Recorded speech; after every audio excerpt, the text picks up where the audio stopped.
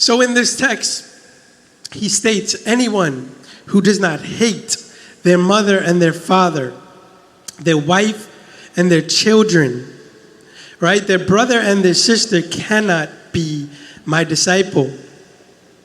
Now that seems like an awfully strong statement.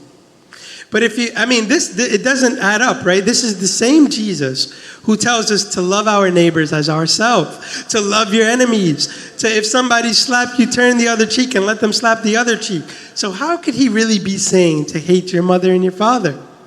It doesn't make sense, but then we have to go back to the original, right? The word that he uses here is actually a Greek word pronounced miseo, and it simply means in this context to love less than.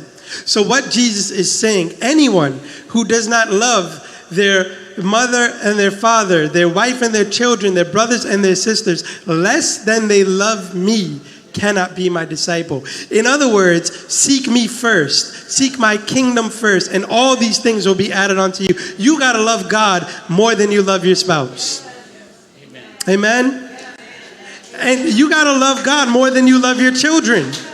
You got to love God more than you love your family. All of that comes under God. He wants to be and will take nothing less than being priority number one. Amen? And you say, well, geez, that's hard to do. And how could he ask me not to love my child? That child came out of me. But you don't understand.